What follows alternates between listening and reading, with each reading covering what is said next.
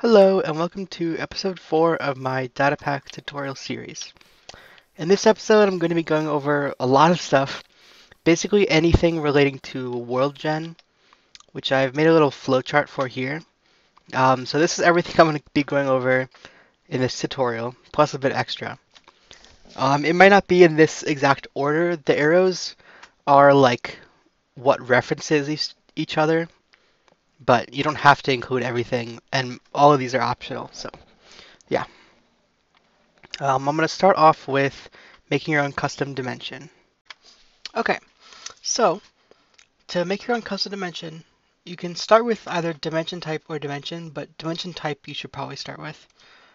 This is what sets all like the settings for the dimension. Ultra warm is whether or not water evaporates and sponges dry, like in the nether. Natural is whether or not clocks and compasses work, also like the nether. Piglin safe is whether or not piglins become zombified. And right now I'm just looking at the overworld preset. Respawn Inger works and bed works are self-explanatory. Has skylight and has ceiling. They affect like the weather and lighting, but I'm not really sure how they affect the weather. It doesn't really explain, but just set them to whatever your dimension has. But just keep in mind, like, it doesn't actually give your dimension a ceiling. It's just if it has a ceiling, you should set it to true. Coordinate scale is like how in the nether 8 blocks equals 1 in the overworld, so the nether's coordinate scale is 8. Ambient light is how bright it is in complete darkness, just like by default. And it goes from 0 to 1, but the nether has a default value of 0.1 and it's still kind of bright there. So you probably shouldn't set it that high, unless you want it to be super bright. Fixed time is if you don't want the time to change, you can set it to a specific time of day.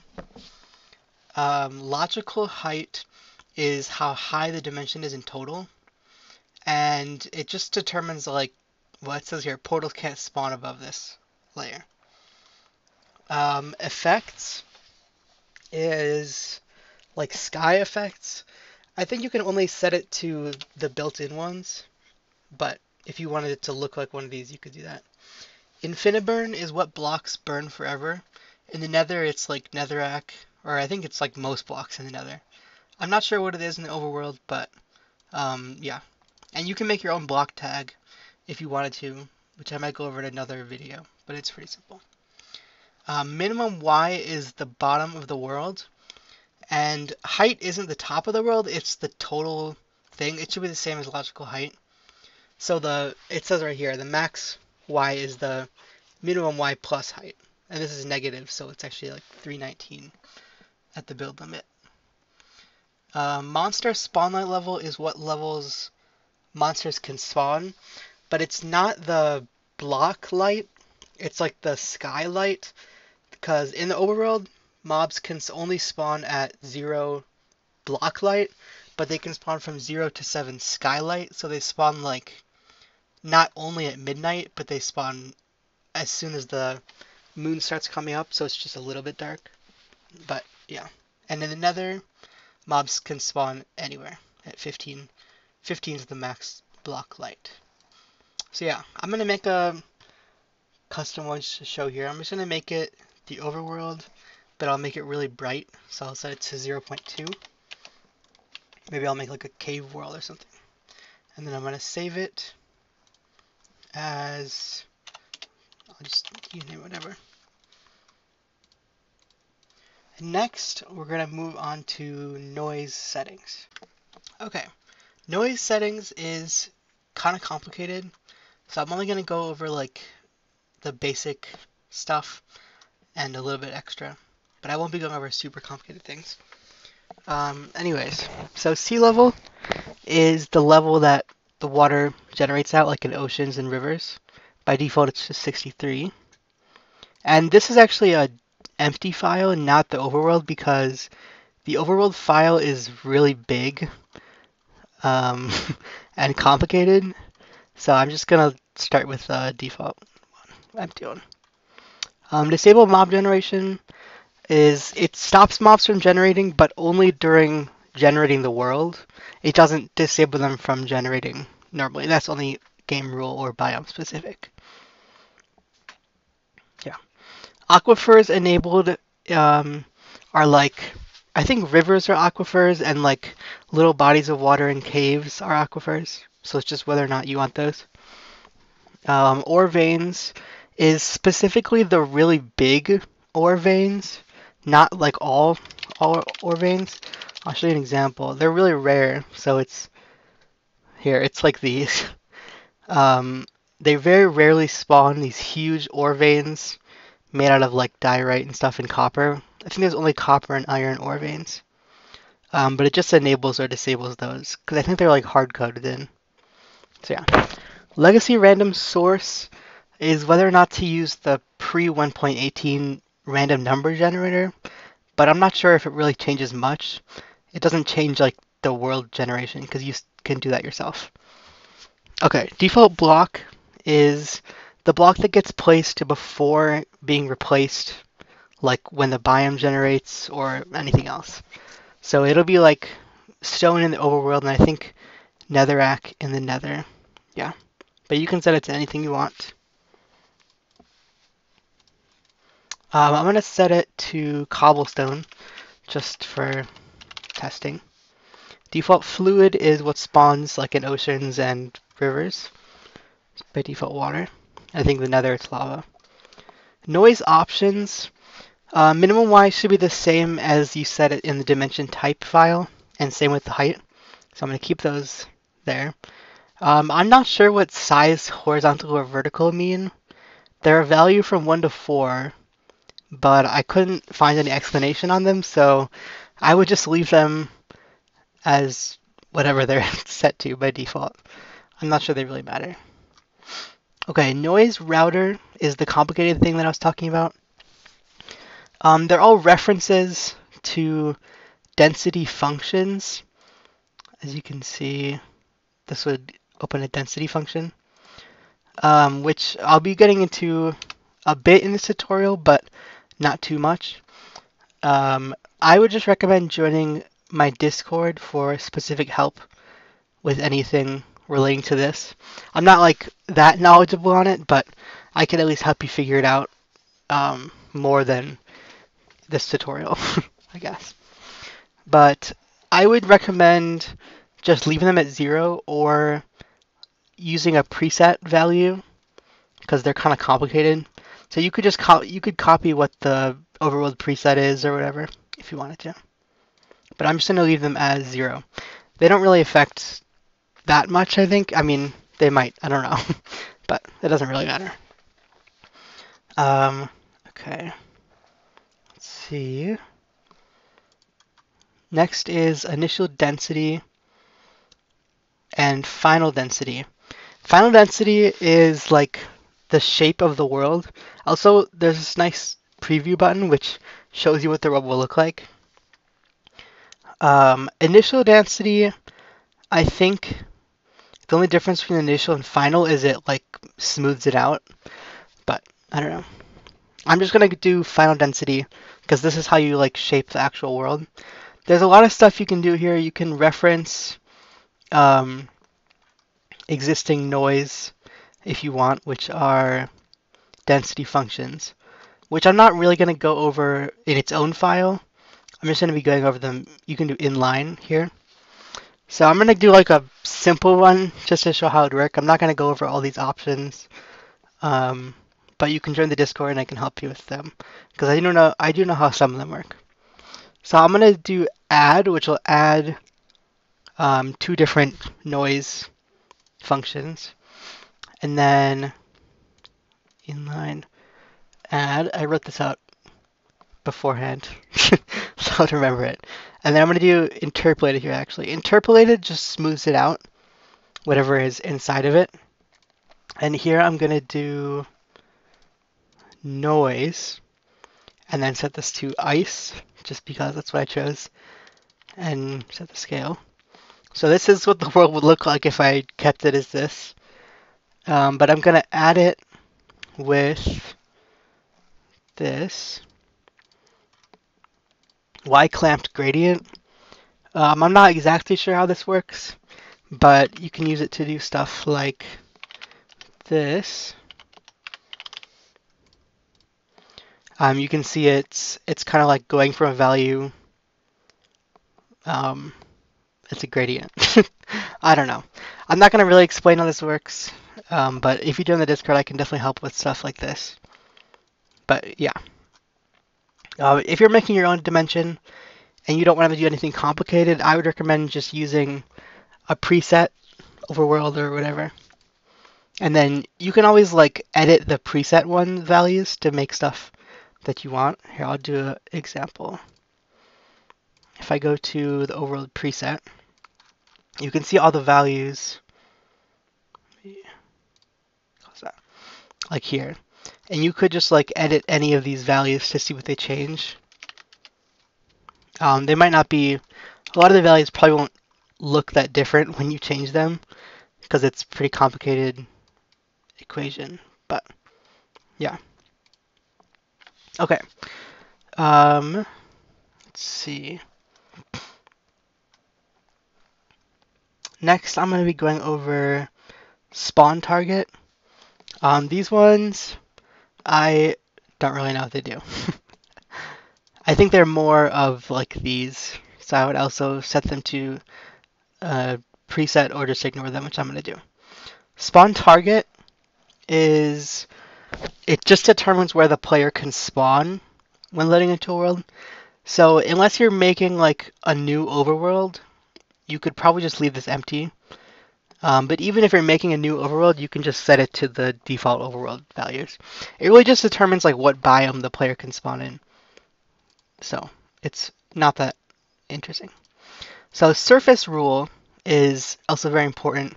This is like what places all the blocks besides the default block. And there's a lot of stuff to go over. So I'm going to go over a decent amount of them. But maybe not in too much detail. So you start off by making, you can just press plus. So there's Badlands, which is just hard-coded for Badlands to place the terracotta. I'm not sure it'll even work if you're making your own custom biome. It might be hard-coded to only work with the Badlands. But yeah, I would just ignore that one. Block is just, block you probably shouldn't do on its own. You should do within a condition, which I'm going to go over next. But if you wanted to change the default block that you set above, for some reason, you could set it here. So this, basically what this surface rule does is it checks a condition, and if it's true, then it applies something to the default block. So this, obviously, it's always true because it's just block, and it says it's a grass block.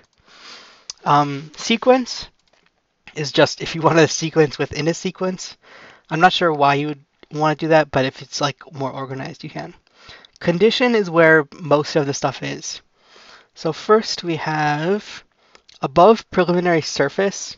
It checks if the position is like above a few blocks below the surface, and it's just using vanilla to prevent grass generating in caves. I don't know if I can show, let me see if I can show an example. Grass block. Let's see. Yeah, I don't know how to really do it, but that's just what the wiki said. Biome is very useful. Biome lets you check if you're in a certain biome and then apply something. So if I only wanted like, let's just do plains. If I wanted to just apply something in the plains to be all grass blocks, it would do that. And you can change the biome by pressing the settings.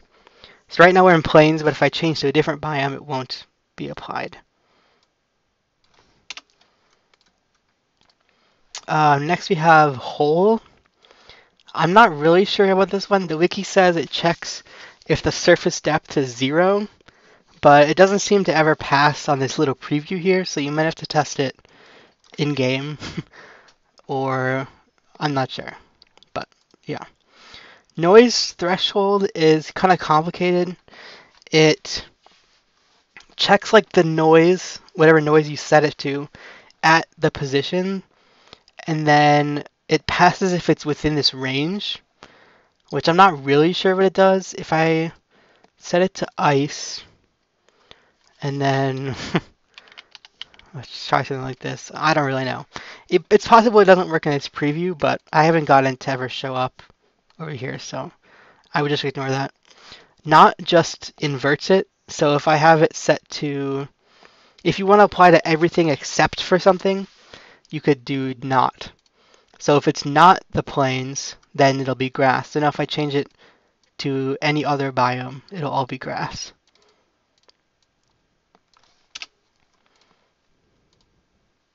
Oops.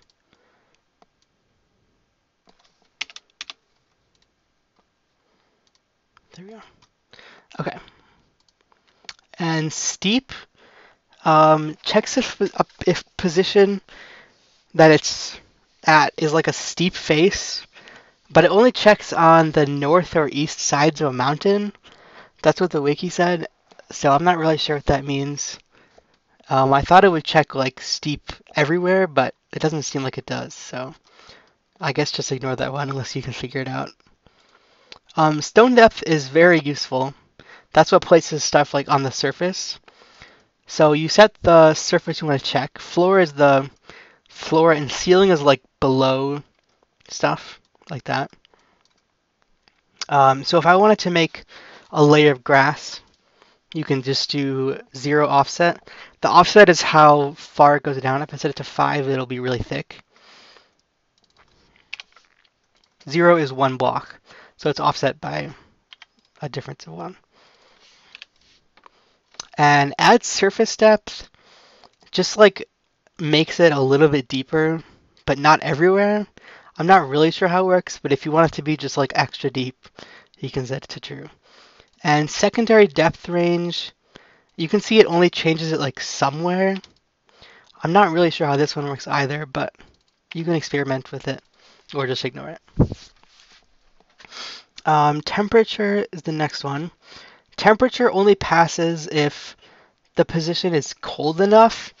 The wiki says it passes in some parts of frozen oceans and entirely in other biomes, but I think it's just used to place like snowy grass or whatever.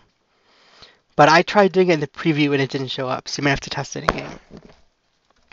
The next one is vertical gradient, which is another pretty useful one.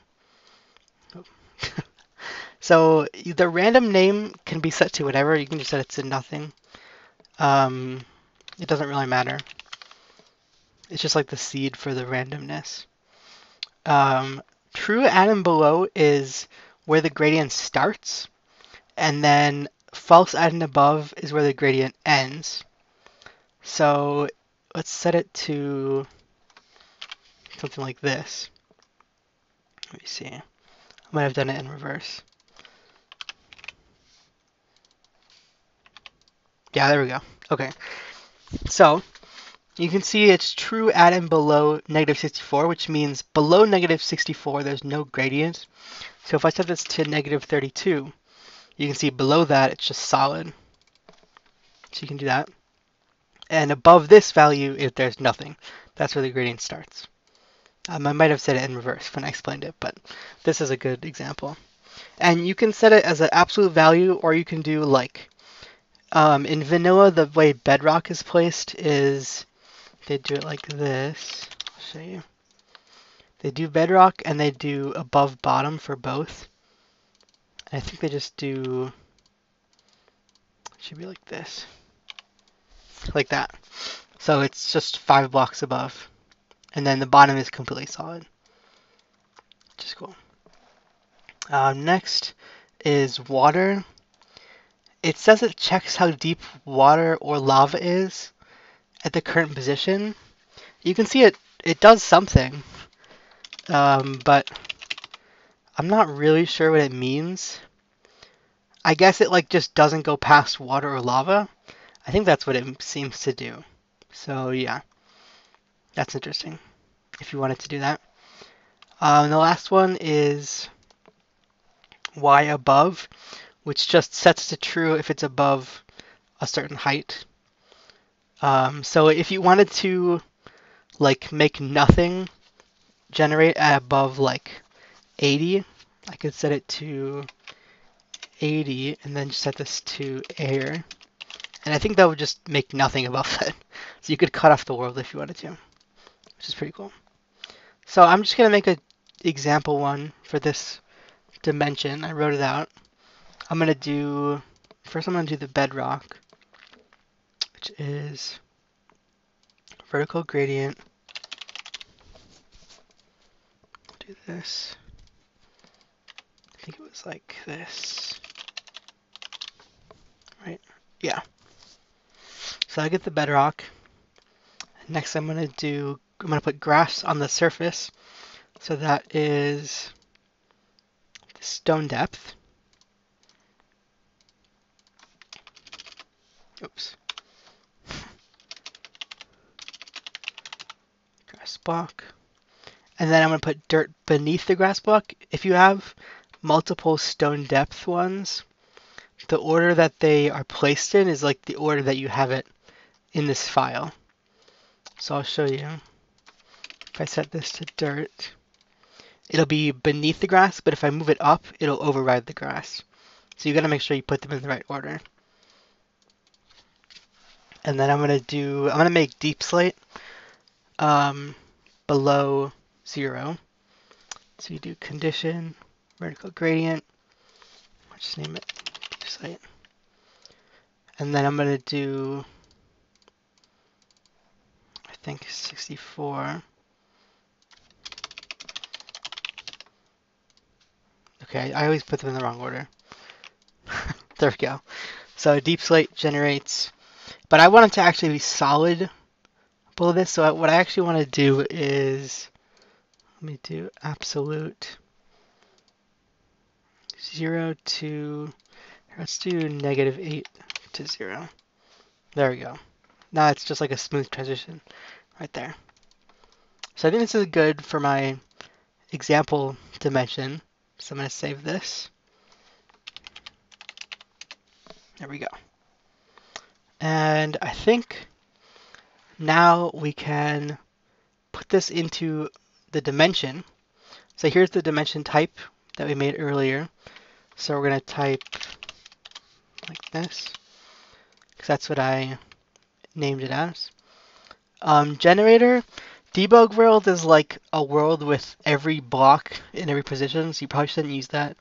Super flat is if you want to make a super flat world, but you should probably just use default. And then this is the noise settings. So I'm going to set this to the same. It doesn't matter that the name is the same because they're in different folders, so the game will know what to do. And then this is the biomes. You can make a checkerboard of biomes if you wanted to, or you can set it to just a single biome. Multi-noise is what most everything uses. It lets you set up multiple biomes. And the end is hard-coded, sadly, so it's pretty hard to mess with the end biomes in a data pack. I'm not sure it's possible, but yeah. I'm just going to do multi-noise, even though I'm only going to set it to one biome for now, because we haven't made any custom biomes yet. And these parameters are also kind of complicated. Basically, it's like a 6-dimensional space, which is hard to imagine, but it places biomes with similar numbers near each other. So if you don't want to imagine it in a 6-dimensional space, basically you might just have to mess with the values, but I'll show you the nether.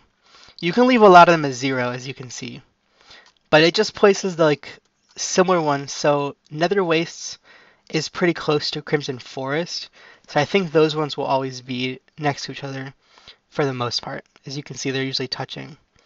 And they're usually not next to basalt deltas, because basalt deltas have negative 0.5, which is still pretty close, but it's farther away than 0.4. So it's pretty complicated, but you can really just change one number if you want to.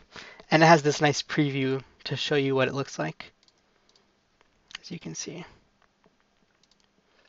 So I'm gonna, oh yeah, and the overworld one is really laggy to load, because there's like multiple entries for every biome, just for different variations of biomes. So yeah, okay, to retype it in now.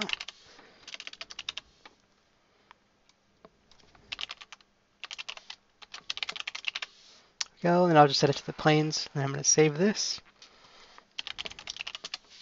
And you probably shouldn't name these all the same thing, but it doesn't really matter as long as you remember where they go. So now I'm going to go to my folder and go to tutorial. And I made the folders, every single folder, even though they're mostly empty. So you can just ignore these. You only need the folders that show up over here. So we're in tutorial. Now we need dimension type. And there goes this file. So I'm just going to make a new text file.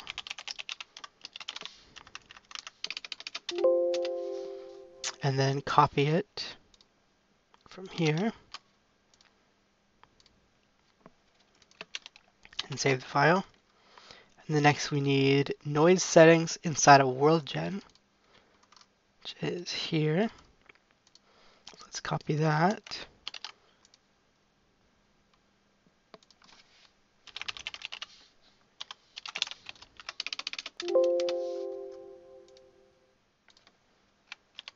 There we go. And then finally we need the dimension, which is also inside of worldgen, or is it inside of here? It's out here. It's because I worked them weirdly. So let's copy this one.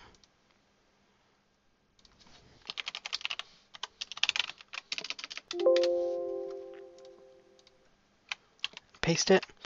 And now I think you have to reload the world. So let's see if it works.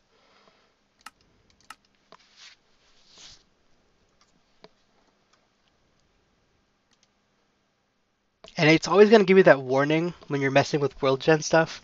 So you have to get used to that. It's kind of annoying.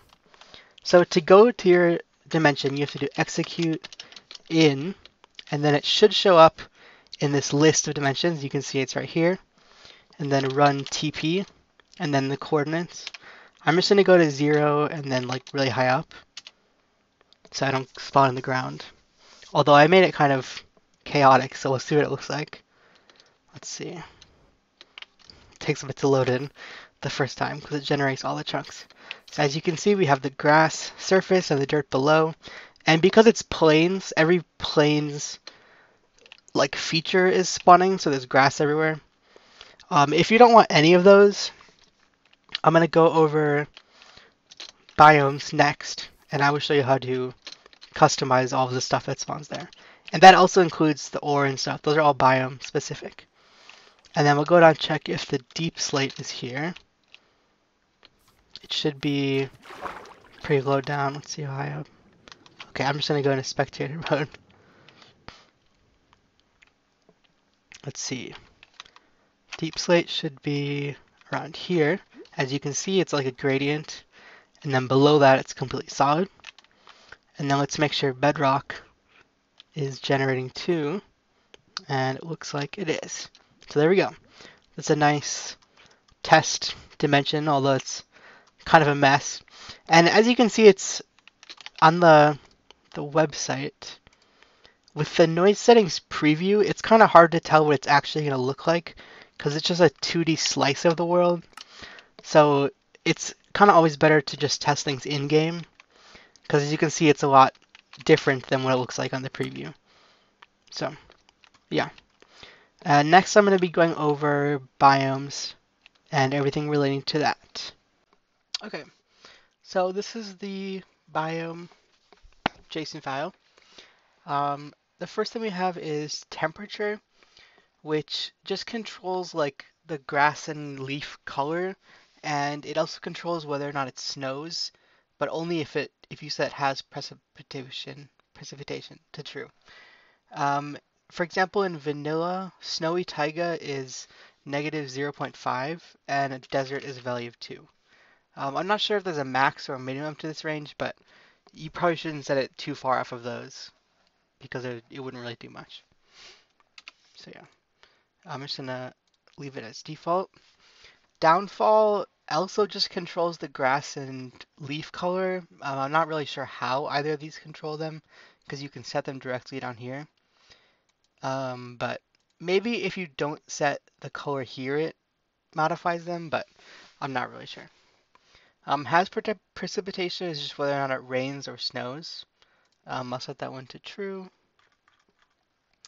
And temperature modifier is if it's frozen, it makes some places some places temperature high enough to rain, which I don't know what that means either. It's just what the wiki said.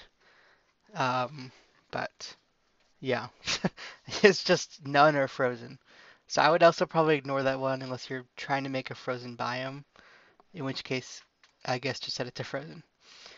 Creature spawn probability is only when generating the world. It's not how often those creatures spawn. That's down here. It's just a range from 0 to 1. Although it can't be exactly 1, it can only be like close to 1. But yeah, I don't think any biomes in vanilla even set that.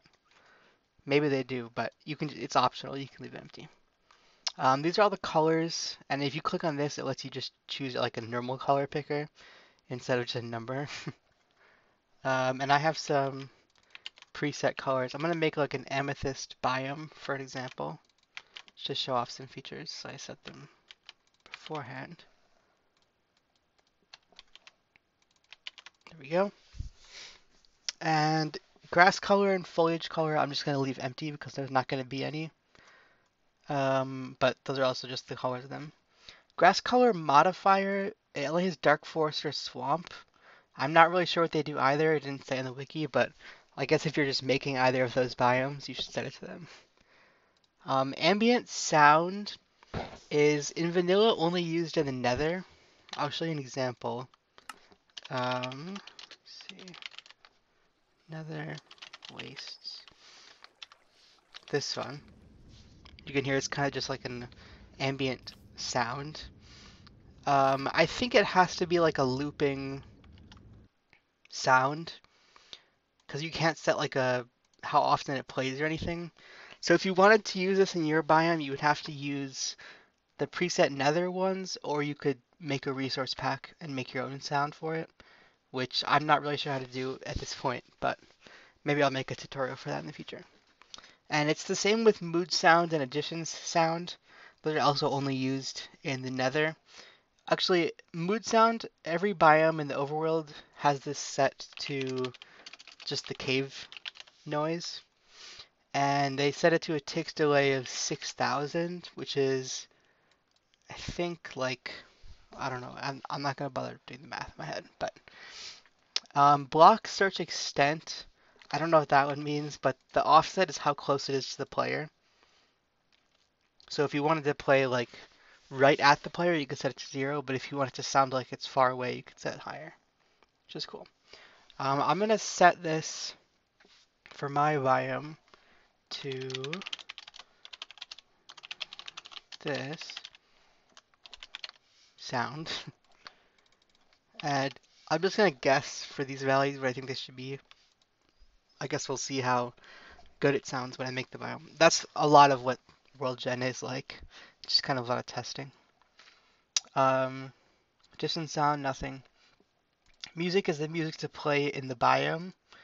And you can't, unfortunately, you can't set it to one song because of how all the music works with the sound values. You can only set it to a list of songs from the vanilla biomes. If you wanted it to just be one song, you could make a resource pack and put it like that, or you can make it any song and it would still work.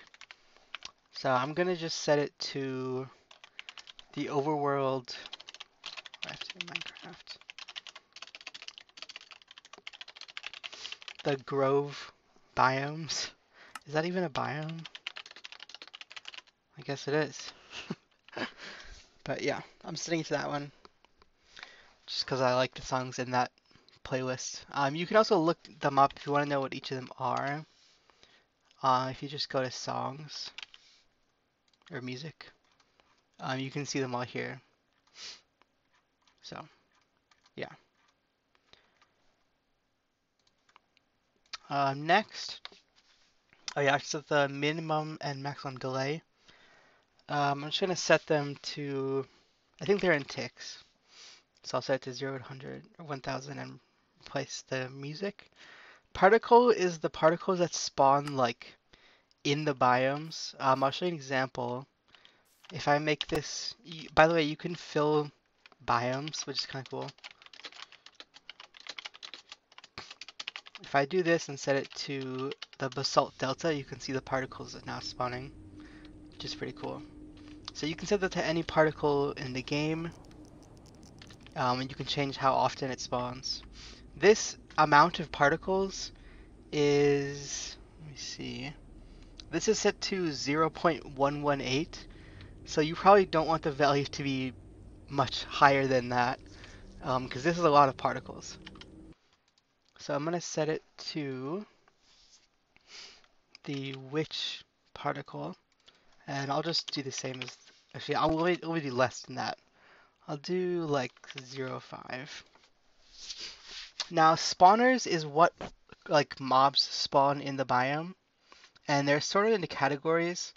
You can technically put anything in each category, but I tested it before, and if you put like a non-monster in the monster category, it just won't spawn them. So I think they do have to be in their correct categories. So I'm gonna make illusioners spawn here, because why not? And the weight is just how often the mob will spawn. I'm just gonna set it to 1. And the minimum and maximum count are how much spawn in a pack of mobs. Like normally vanilla, cows will spawn in packs of like 3 or more. So you can set that to whatever. I'm just gonna set this to 1 for illusioners. And then I'll also make witches spawn, because it's like a magical biome, I guess. And I'll set that to 1 to 3. And then I also want rabbits to spawn, so I will do the creature category. And I'll do 2 to 5. And if I wanted it to be mostly illusioners spawning, I could set this weight to like 10 to 1, so this is like the ratio. But I'll make them about equal. I'll set witches to like 3 times as likely, just cause. Spawn costs. I'm not exactly sure how this works. You can limit the amount of mobs that spawn naturally.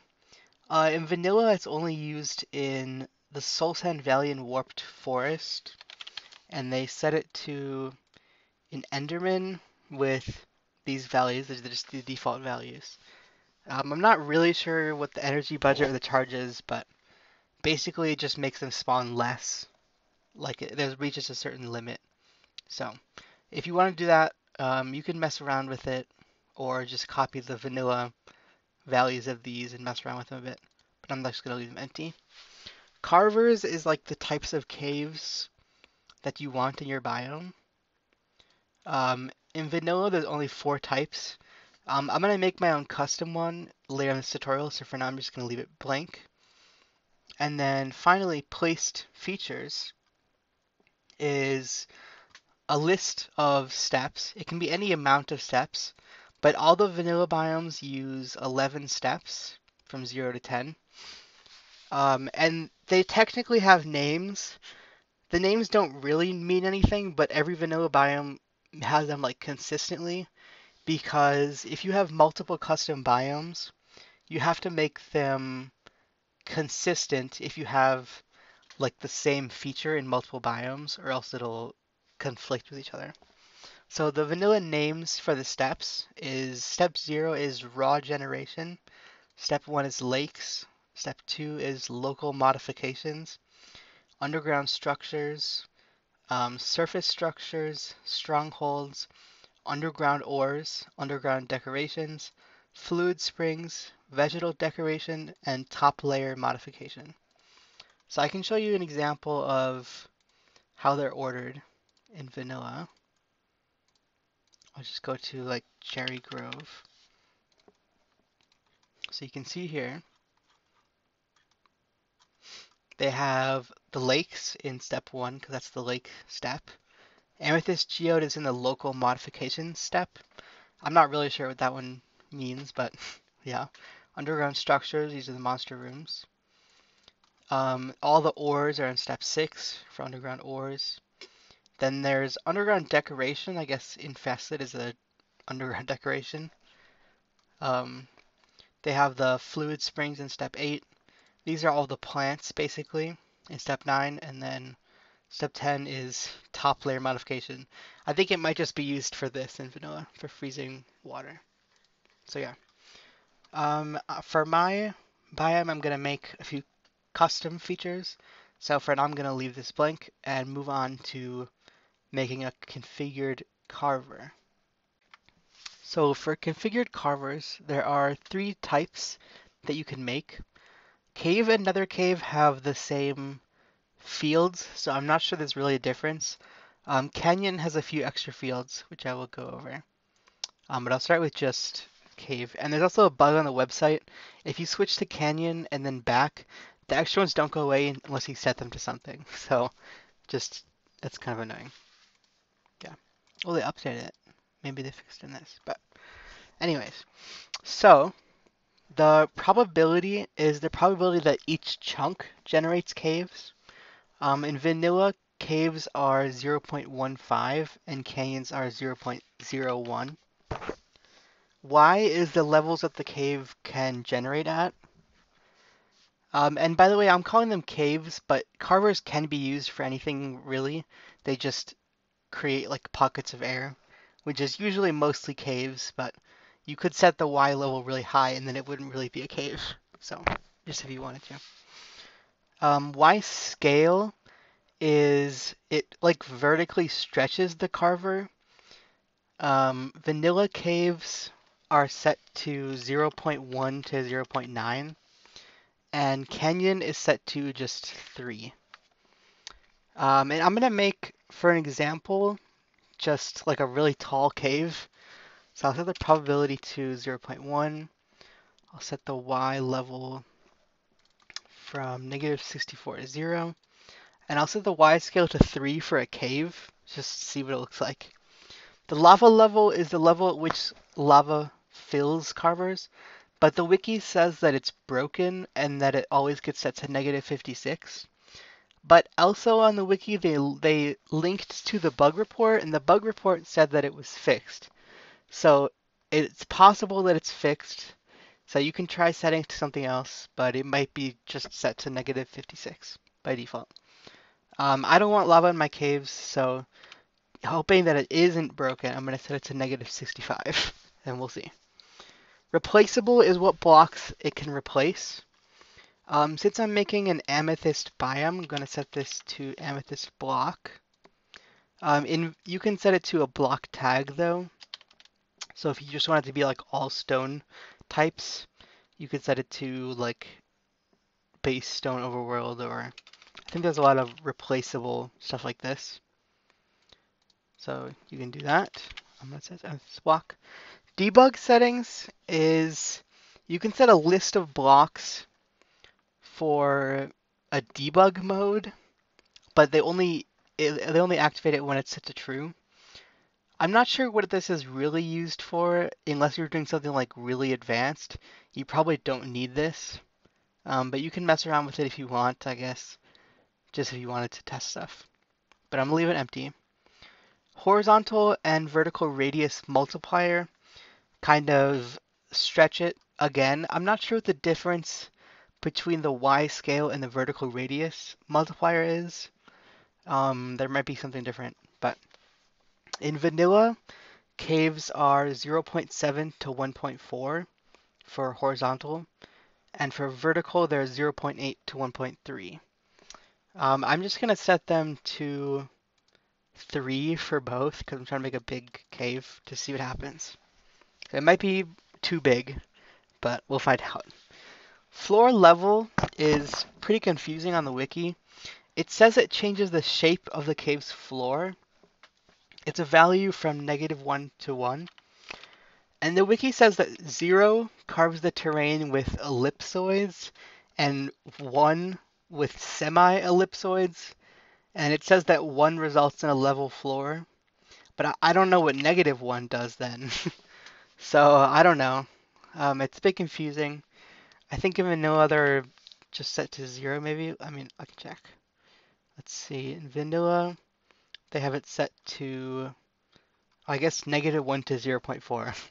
So I'll just set it to that because that's what the vanilla value is.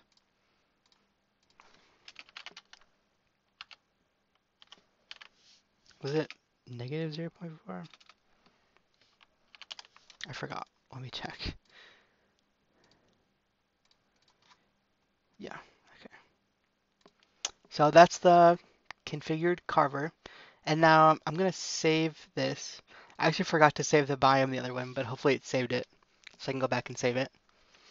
I'll just save this as large cave. Let's go back to the biome. Okay, it did not save that. So I have to recreate that. But I'm just going to place it in this carver step. Just like this. Now I'm going to go over configured and placed features. So there are a lot of these, so I'm not going to be going over all of them. I'm just going to be going over like 4 of them. A lot of them are like have nothing inside of them, and you just set how they're placed in the placed feature. So I'm just going to be going over like the kind of complicated ones like tree. But for the rest of them, you can always check the wiki. They have a nice list of all of them and all the values. So yeah. First, I'm going to go over geode because geodes are actually pretty useful for stuff besides geodes. I have an example here from a data pack. This entire like floating island biome is made out of geodes. You can see they're just like stone geodes, which is pretty cool. So first we have the blocks that you define for the layers of it. Filling is the center of it. Vanilla, this is air, so I'm just going to keep it as air for mine. I'm going to make like a really big geode just to see what it looks like. Inner layer, and I actually have a example here that I can show you.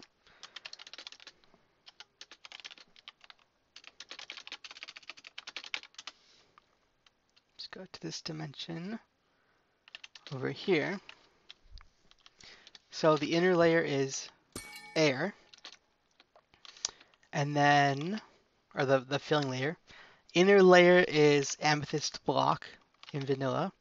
So I'm just gonna I'm making an amethyst biome, so I'm gonna keep it as that. The alternate inner layer is these budding amethyst blocks. I'm gonna set it to diamond ore, just for fun. I'm not really making this for survival, so it's fine. Middle layer is this layer. It's calcite in vanilla. And I'm just gonna set mine to calcite as well. And then outer layer is this one, which is smooth basalt in vanilla. There we go. Inner placements is the blocks that get placed next to the alternate blocks, like which it places the budding amethyst, just so they're pre-generated, so they don't have to grow when they're generated. I'm gonna set it to amethyst bud, just because why not? Set it to amethyst. I'll set it to an amethyst cluster, just because. Cannot replace is a block tag. I think they're only block tags, yep. Of blocks not to replace when placing the feature. In vanilla, it's set to features cannot replace. So I'm going to set mine to that as well. Invalid blocks, I'm not really sure what this one means. The wiki didn't really explain it. But in vanilla, it's set to geode invalid blocks. And this list of blocks is just bedrock, water, lava, and ice. So I'm just going to set mine to that as well. Layers is the size of the geode, basically. Filling, and these are all the radius, they're not the diameter. In vanilla, the filling radius is 1.7. Um, I don't really think this is 1.7, but maybe it's not measured in blocks. So I'm gonna make a big, like a really huge one. So I'm gonna set it to 10.7. And then inner layer in vanilla is 2.2, so I'll do 12.2. And then in vanilla, this is 3.2 and 4.2. So I'll just do these. Crack. I'm not really sure what a crack is. It might be this, but I think it probably is. In vanilla, the chance to generate this is 0.95, so it pretty much always generates. So I think it's probably this. I will set mine to 0.5, just so we can see if that's true. The crack size is 0 to 5, and vanilla is set to 2. Not really sure that's measured in, but I'll set mine to 2 as well. And the crack point offset, I also am not sure, but it's a value from 0 to 10. And vanilla is set to 2, so I'll just set it to that. Noise multiplier, I'm also not sure about. In vanilla, it's set to 0.05, so I'll just do that as well. Inner placement's chance is the probability for placing an inner placement, which is these, on an alternate inner layer block. In vanilla, it's 0.35. So 35% of the time that an budding amethyst is generated, it'll also have the full amethyst cluster. I'm gonna set mine to the same. The alternate inner layer chance is the chance that it chooses an alternate block for the inner layer. In vanilla, it is set to 0.083. It's only 8.3%. I'm going to set mine to 20% though, just because. Placements require alternate layer is whether or not the inner placements can only be placed on the alternate blocks.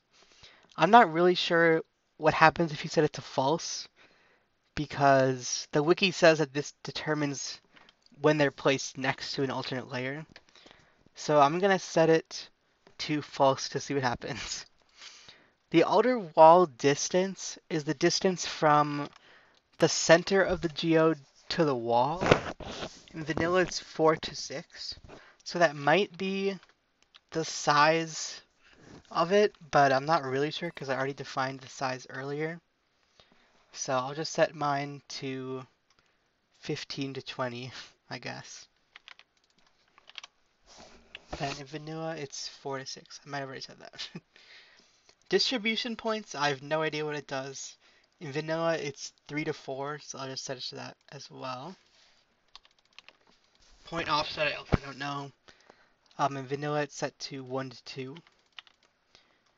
Min and max gen offset is the minimum maximum distance between the block and the center. I'm not sure what it means by the block, that's just what the wiki said. And it's measured, it's not normal distance, it's measured in Chebyshev distance, which just means every even diagonals are a value of 1, which I think makes sense. And vanilla for this is set to, let's see, it's set to negative 16 to positive 16. So I'm not really sure what that does either, but yeah. Invalid blocks threshold.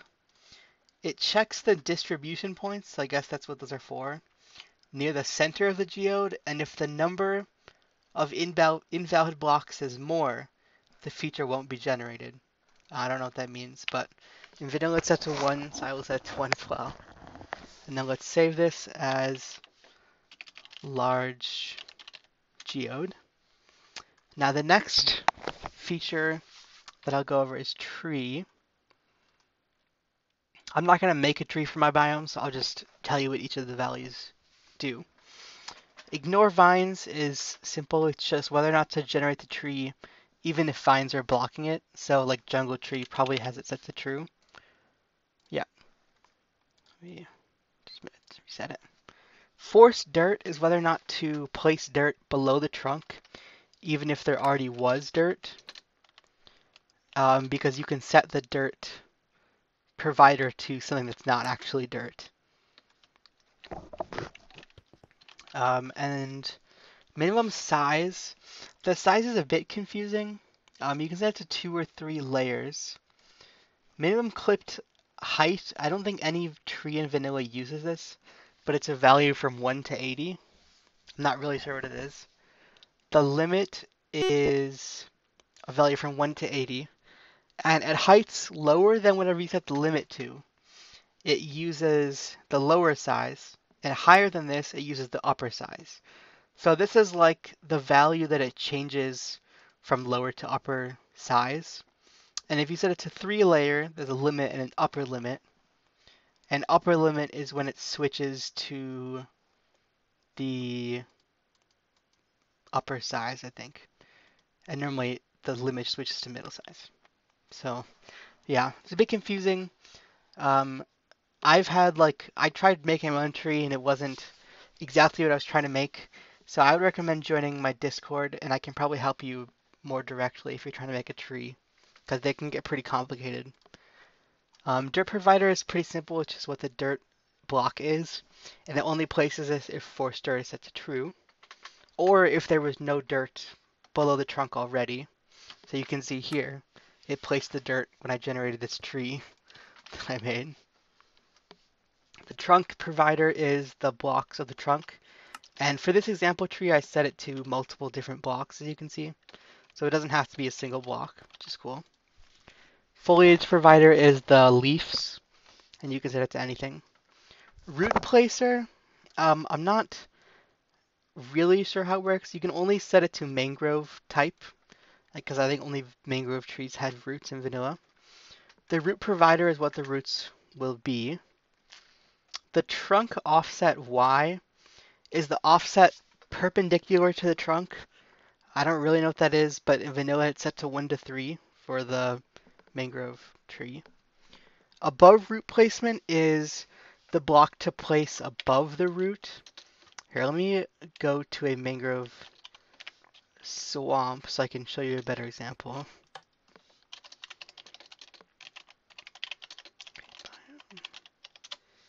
Let's just find the biome real quick. And this is my testing world. It's a bit of a mess. So, okay, it's found me inside a tree. As you can see here, these are the above root placements at the moss carpet. And then mangrove root placement, max width is the width of the root and the root length. In vanilla, the width is 8 and the length is 15. Not really sure what the width is because they all kind of look like one wide. Maybe it means how far it stretches out. It probably does. Random skew chance is the probability of a random skew. In vanilla, it's 0.2. I don't really know what that means. Can grow through is blocks that the roots can grow through. I think in vanilla, it might just be set to like mud and water. So it'll actually grow through them. Muddy roots in is the blocks in which the roots turn into muddy roots. So let's see over here. This is a muddy root block. So it grew through the mud and then it replaced it with the muddy mangrove roots. But you could set it to anything if you wanted to. And that's the last thing for the root placement. The trunk placer is also kind of complicated. I'm only going to go over the straight type, but they're all listed on the wiki. And again, you can join my Discord and I can help more directly. The base height is just the height of the trunk.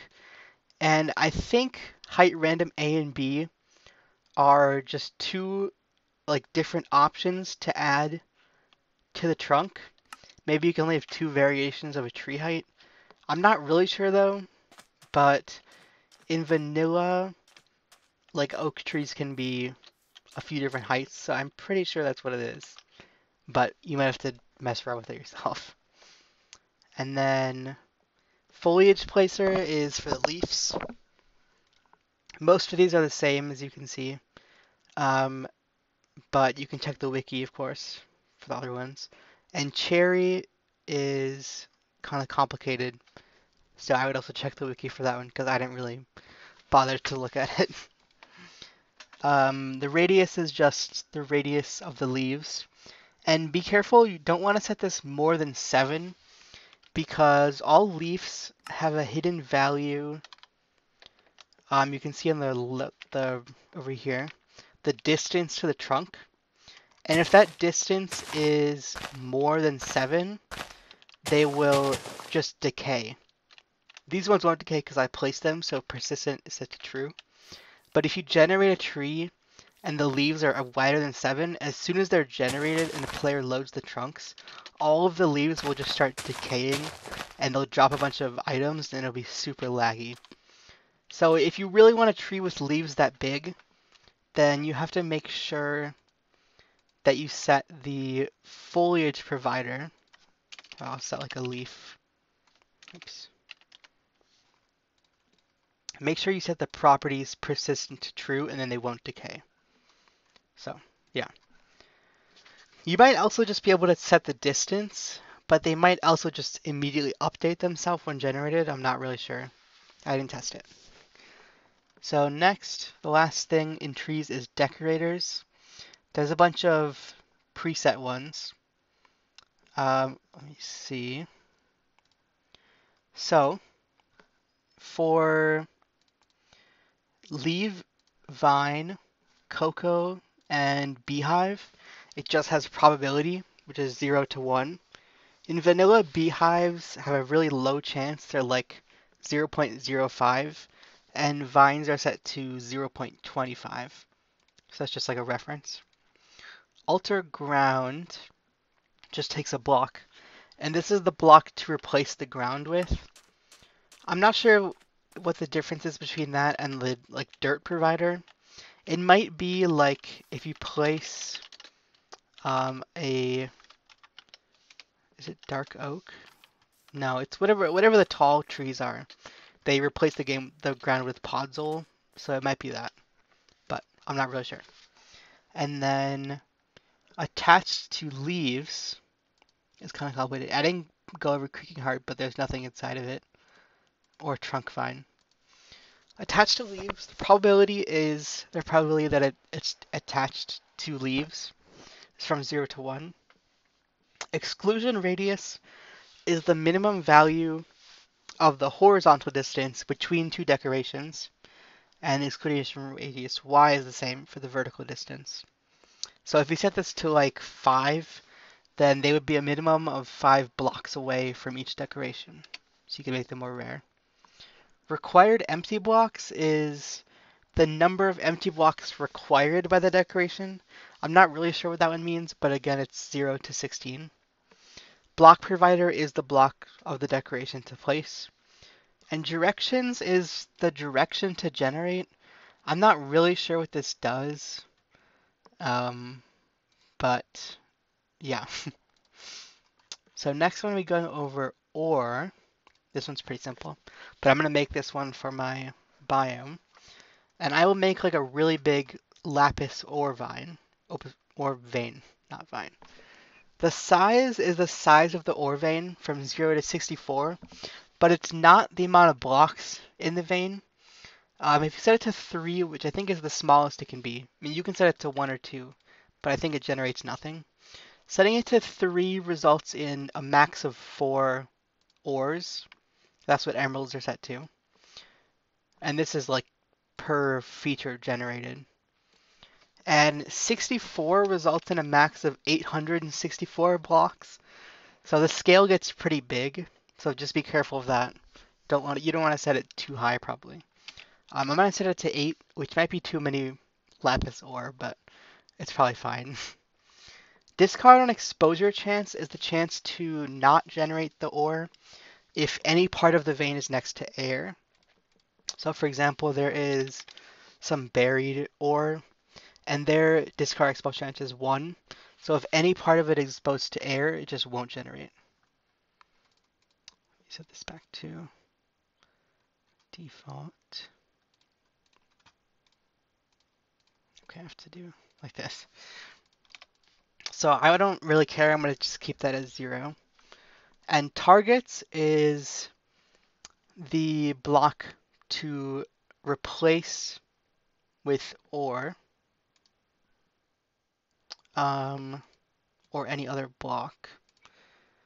So, you see. So the target is the block to like replace. I think vanilla that would be stone. Let's see. Yeah. And they have it set to stone or replaceables. You can set it to a block tag.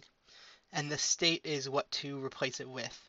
And you can do multiple entries here. So here for diamonds, all the stone ore replaceable is set to diamond ore, and all the deep slate ore replaceables because it's a deep slate diamond ore. For my ore, I'm just gonna set it to block matched of amethyst block because that's my whole biome will be, and then I'm gonna set it to lapis ore. There we go. And then I'm gonna save this as huge lapis ore. Let me put some underscores. There we go. And the last one I'm gonna go over is random patch, which is what all like the pumpkin patches and patches of grass and stuff are. So I'll show you an example. You can see like this. And as you can see, it placed it within the chunk borders, which is how features usually work. I just placed them on grass, I think. But yeah. Okay, maybe it doesn't when you use the slash place feature, but normally they will. So tries is the number of attempts to generate within the range that you have it set to. Pumpkin patch is set to 96, but there's not 96 pumpkins. So I think it's because it's set to like a range of Y, but a lot of them is going to be air, so it won't actually generate 96. So you might have to mess around with that. I'm going to make a patch of like amethyst buds. So I'll set it to 96 because I think this is a good amount. Well, maybe I'll set it to a bit less. I'll set it to like 80. The XZ spread is the horizontal spread range. Pumpkin patch is set to 7 for horizontal spread, and the Y spread is set to 3. So I think they shouldn't be farther than 3 blocks apart. And I will set that to the same for mine. And then this one requires a placed feature, which I haven't gone over yet, but you can just do inline. And I would recommend for this one to set it to simple block, which just places a block as a feature. So I'm going to set it as a list of blocks. And I want all the amethyst buds. So we have small amethyst, medium, large, and amethyst cluster. There we go. And you can set the weight of them. I'll just do them like this. Or wait, that's the... No, yeah, that's right. Like that. So those small ones are more common. And schedule tick is part of, I think, simple block. But it's just whether or not to tick the block when placed. Because otherwise, if it placed it in the air, it would stay in the air if it was like grass. But I'm not really sure about that. But it's optional, so I'm just going to leave it to nothing. And then this is the placement, which I haven't gone over yet, which I'm going to go over that next. But for this one, I will just set it to matching, let me see, block predicate matching blocks. And I'll set the offset to nothing for this one, and then air, so it'll only place it if it's inside of air. And then I'll do another one for this one, matching blocks, for -1. of amethyst block, so it'll only place it on an amethyst block. And then I'm going to save this as budding. I'll just save it as amethyst patch. Okay. And next I'm going to be going over placed feature, which is how you define how they generate in the world. So for configured, or the main placed feature, the first thing is just the configured feature that you are going to place. So I'm going to set it to the large geode that I made. Large geode. And this one has a preview, so you can see how it'll be placed in each chunk. By default, it places it in the northwest corner at the bottom of the world. And all of these, all of these placement modifiers are what change where it's placed in the chunk and how often it's placed and stuff like that. So this is very important, unless you want them all to be placed in every chunk in the top left corner. So I'm going to go over all the modifiers. Biome doesn't take any values.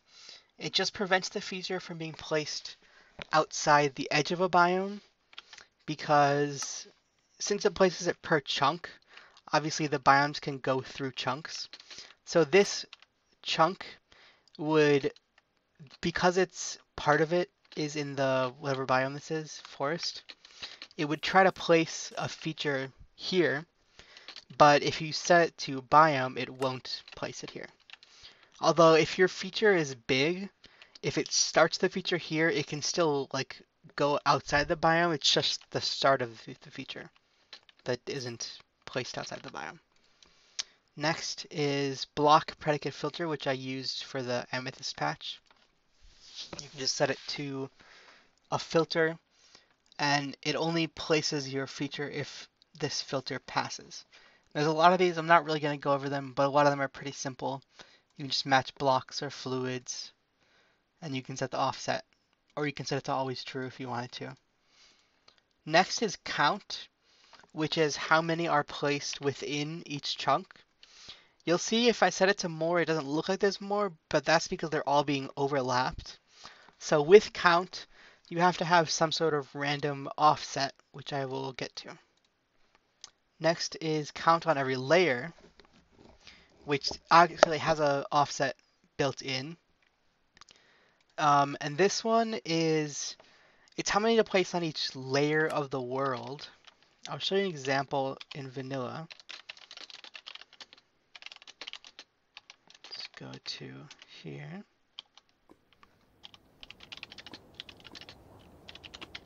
Let's go here. So the basalt deltas, this is a feature right here, this lava, it's a delta. And you can see they're placed on this layer, but also if I go below, they're still placed down here as well. So you can set the count per each layer of the world. I'm not really sure how it's defined. I think it just checks if there's solid blocks in between them, and then it'll count as a new layer. So that would also work if you wanted to place them inside of the surface, but also place them in caves. You can set the count per layer. Next is environment scan, and you can set it to up or down. This basically scans from the position that it's starting at. It scans a set amount of blocks from up to 32 is the max. And then there's a target condition, which is the block predicate. And then basically it scans this, and then if any of this passes within 32 blocks up, it'll place the feature. But if not, it won't place the feature. So you could do something like scan 5 blocks up for leaves, and then you could place a feature on trees only if it finds the leaves, which would be cool. And I think you should probably do this in conjunction with height map, which I haven't gotten to yet, but yeah. And the allowed search condition, if set, you can leave it empty, but if this is set, every single step that it searches, this has to pass. So if I set this to water, it would start searching, and if it's not already in water, it would immediately fail and it wouldn't place it. But if it is in water, it would keep searching until it finds this, and if it doesn't find this, then it also won't place it. Next is fixed placement, which I'm not really sure what it's for. You can just set the coordinates to place it at, and if it's within the chunk, it'll place it at that coordinates. I don't really know what the point of this is, but yeah, it doesn't show up in the preview, I don't think. Next is height range, which is pretty simple. It just lets you set the range that it generates at. You can set it as an absolute value, or you can set it to like a uniform value. Height map, like I said before, this is the height map to place the feature at. Motion blocking is the highest block that has collision or liquid. So let me go back to the overworld. So it'll be like the surface of the ocean, I think. Or it might be up here. I'm not really sure. But motion blocking, ignore leaves, is the same but not counting leaves. Ocean floor is the highest block that has collision, which is the ocean floor. Ocean floor worldgen is the highest block that has collision, but it's before carvers are generated. So I think this is a carver, but it would basically be like right here because the carver wouldn't be generated yet. But I'm not really sure about that. I didn't really test it. That's just what it seems like it is. And then world surface is the highest non-air block. So just like the surface of the world. And world surface world generation is the same. It's before carvers are generated. I think most of the time you should just use world surface or ocean floor.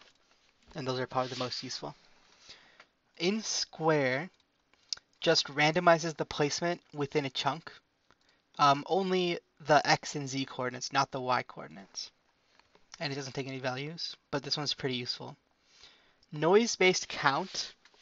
You can set the noise to count ratio. Let me set these.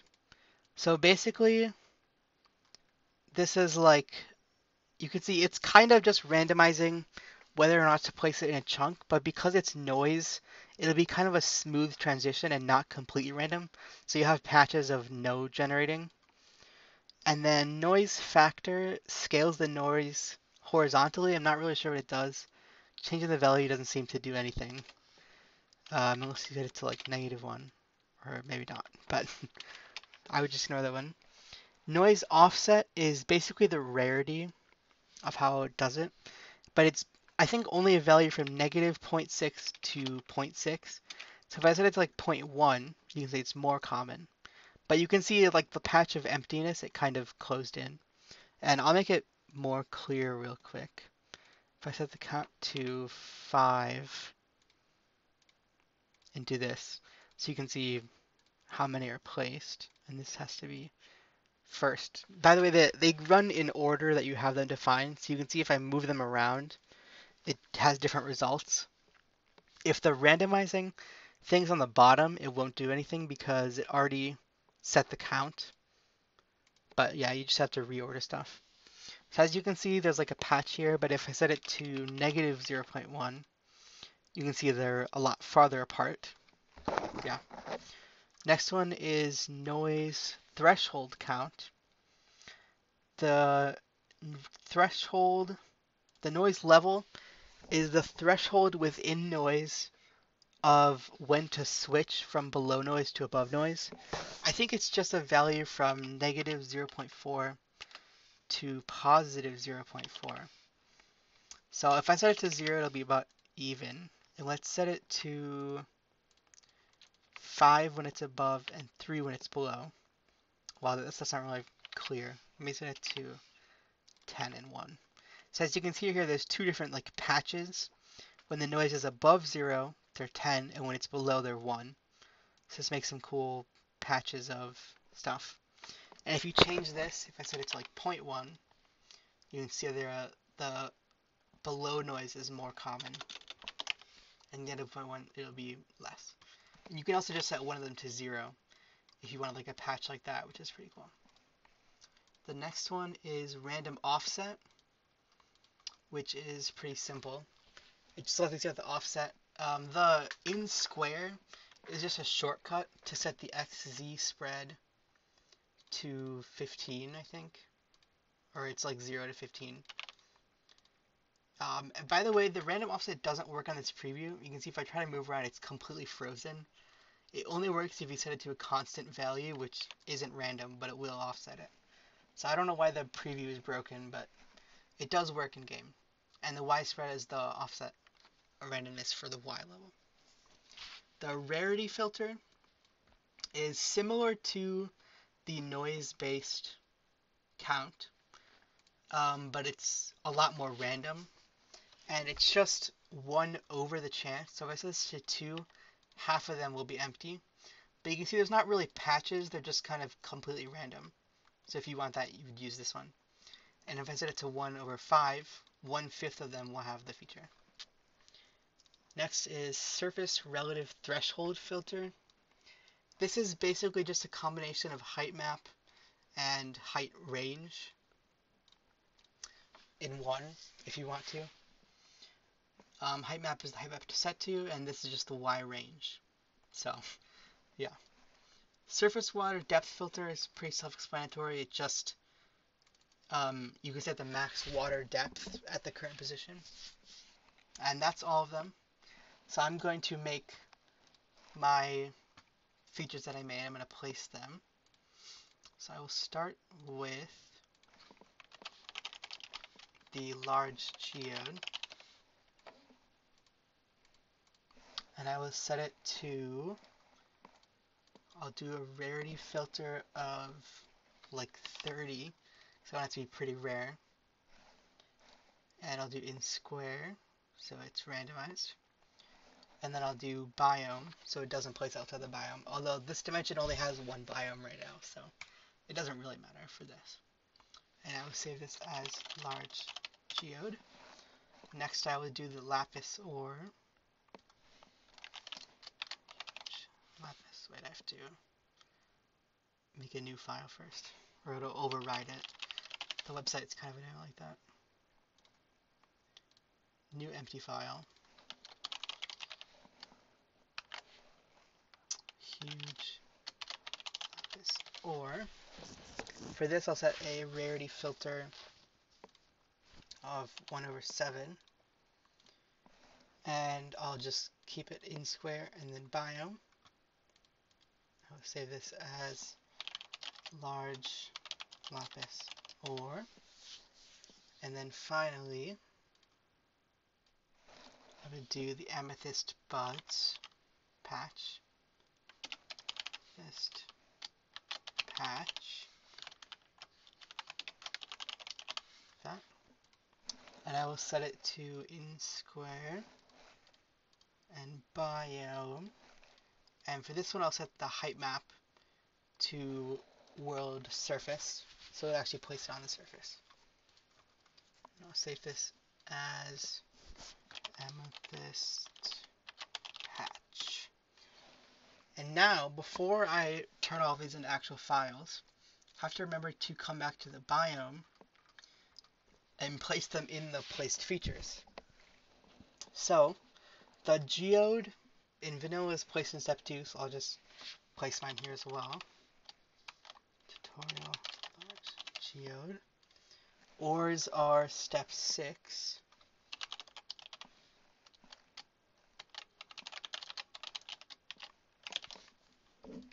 And all the vegetal stuff, I'll just pretend this is a plant, and I'll set it in step 9.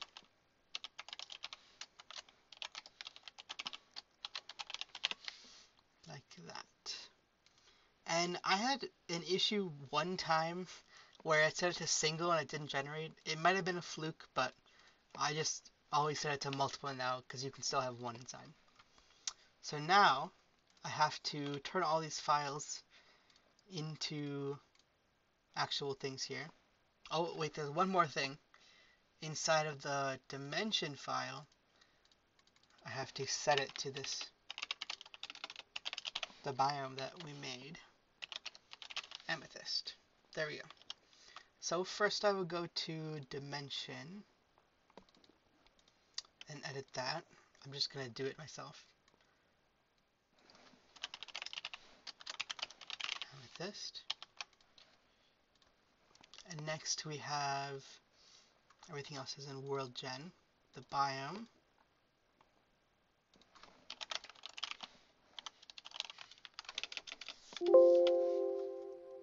It's this one. So copy the code. Oops. Clicked the wrong thing. Next we have the configured carver. I guess it's not really next, but yeah. Large cave.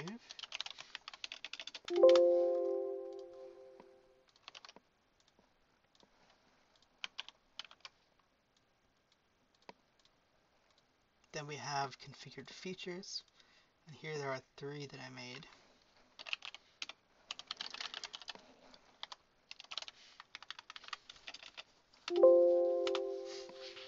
By the way, you can just download the whole file, the whole folder, which would probably be faster than what I'm doing here, but I don't know, I like doing it like this.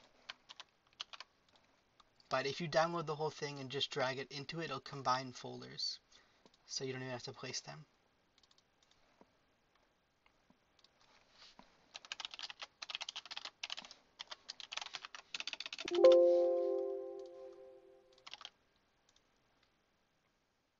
Now I may need to set these properties. I'll just set them real quick. Sometimes it doesn't load them until you reload. But they should probably all be up. There we go. This is... Yeah, which one am I looking at? Did I override it? Oh no.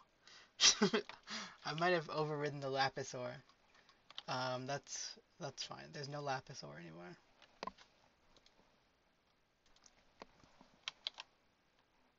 This is the amethyst patch. Actually, I'm gonna remake the huge Lapisaur really quick.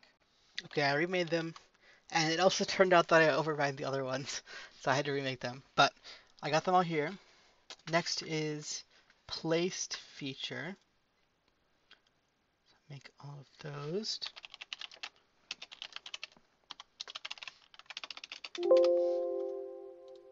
These ones I didn't override. Sorry, you gotta remember to do new empty file when you're making multiple of the same thing. Kind of annoying, but yeah.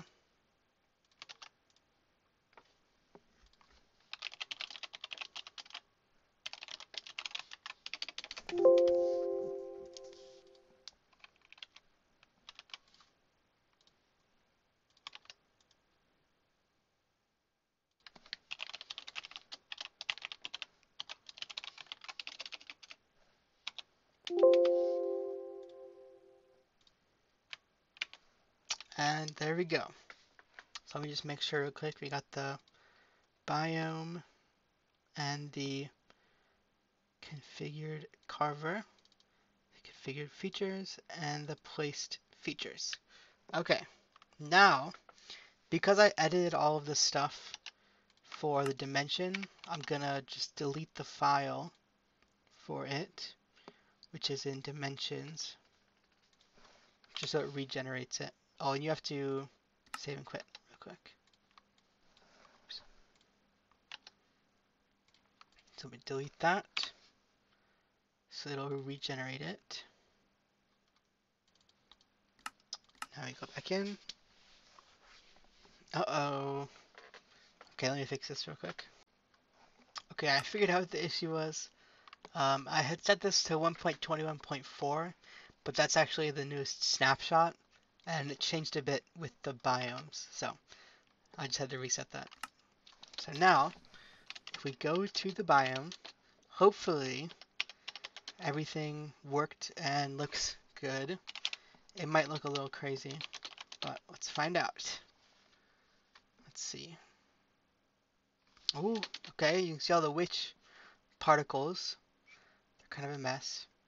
I actually forgot to set the biome to amethyst blocks, so all the features didn't generate, which I forgot about. So let me go over, let me do that real quick. Oh, it's really laggy. If I wanted to do that, that is back in the noise settings, surface rule. So we make a new one for biome, and then we're just going to set everything to amethyst blocks. Now let's test it. If we're in my biome, they should all be amethyst blocks. Let's see. This is what I named the biome.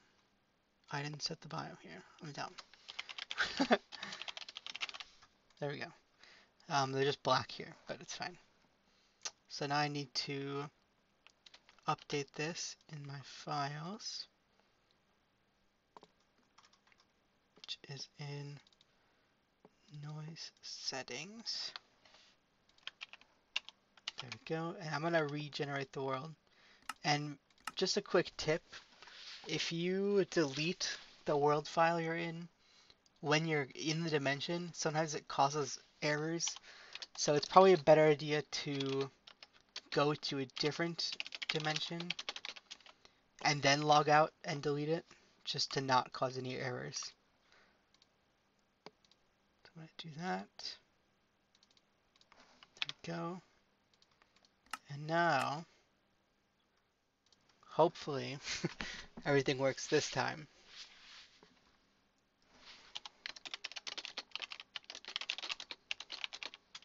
Let's see. It should. Okay. Now we have my amethyst biome. Here you can see a little patch of amethyst buds that I made. Let's see if we can find some lapis ore. It might be kind of hard to find because it's going to generate inside of blocks. Let me see if there's some caves down here. Oh, there should be a large cave that I made. That should be the only type of cave. So let's see. This cave looks pretty big. It's full of water. I think they're actually all going to be full of water. No, this one isn't. Okay. There is something that I learned between recording other parts. If you don't want all your caves to be full of water, because they will be by default, that's what the initial density without jaggedness is. So I actually updated it since the last time. If you have it set to nothing, all your caves will just be filled with water. So just for like testing, I set it to the same as my normal. Like I set them to the exact same noise values, and that worked decently well. Most of the caves are not filled with water. And you can see these are definitely large caves. They're all pretty round and big. So there we go. I don't know if I'll be able to find any lapis. It might not have worked. But we can always do /place. Oh, and here's one of the geodes that I generated. Looks kind of ugly, but it is... Okay, I see an issue here. It's larger than a chunk, so it seems to have only generated a corner of it, which is definitely an issue. It's not even placing the chunk. I'm not sure why it did that, but it doesn't matter because we're not really making this for anything. Now let me do /place feature. Let's see if this worked at all. Okay, it said it placed it, but I don't see any lapis ore. But this is a big part of making custom things.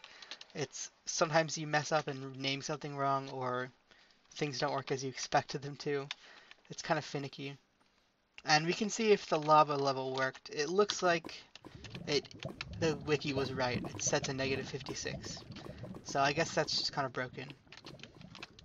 But yeah, otherwise everything worked. Ish. Let's see if we have all the layers. It didn't really generate the smooth basalt. Oh, I guess it did. So yeah. The next part of the tutorial will be structures. I'm only gonna go over one piece structures.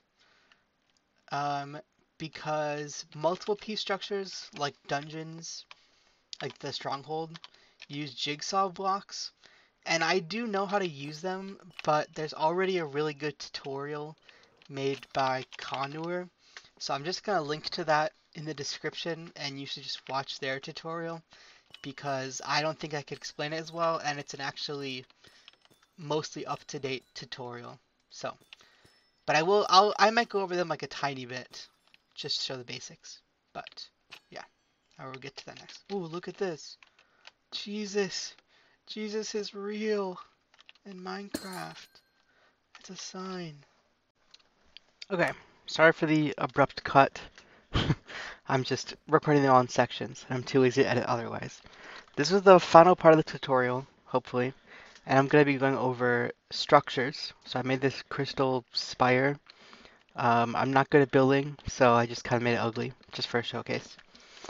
Before I save it as a structure, I put like a secret chest over here to put some loot inside of. And I'm not going to go over custom loot tables because I don't want this video to be even longer than it already is. So if you want to just get an item with preset loot, I went over that in the first tutorial, but you can do like this, and then it's loot, container loot, loot table, and then let me check the format. Yeah, so it's in quotation marks, so it should be chests, and I'm going to do buried treasure. And that should work. Let me test it out to see, make sure it's different every time. It is. So I'm going to place that there. And then up here I have another chest that I don't want to be as good loot. So I will do, let's see some available ones.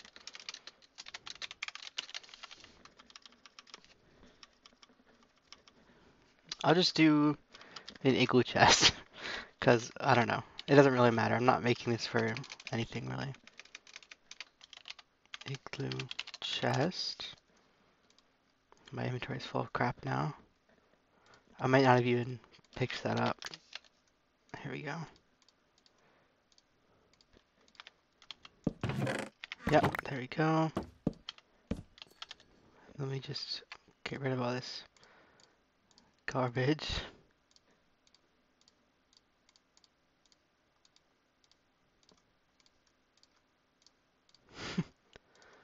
Okay. And then at the top of this spire, I put in a custom item that I made. It's a diamond hoe with fortune 5 and efficiency 5, and it's unbreakable. It might be overpowered, but it doesn't matter. So now I'm going to go over how to save this structure that I've made. There are two ways to do it with, they both use structure blocks.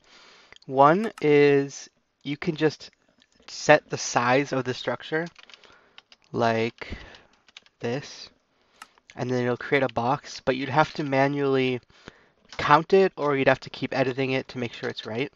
So a much easier way is to place structure blocks at touching the corner to corner like that, at the opposite sides. And it has to be a little bit out in the air for this side. Let's see. I can always adjust it if it's wrong, but it should be, I think, here. Let me make sure that's right. I think it has to be one block over. Okay. Should be right here. And then we just set them to the same name and set the mode to corner.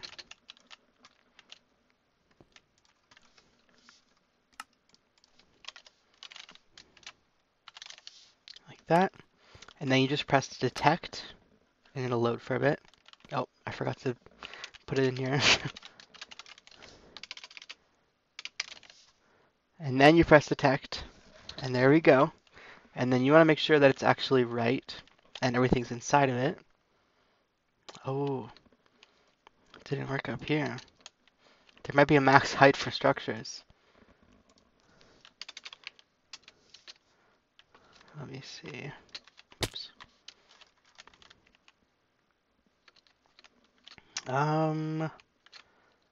See if I can fix this. There might be a max size for detecting the corner, actually. No, there is a max size for the height of the structure, I guess. Huh.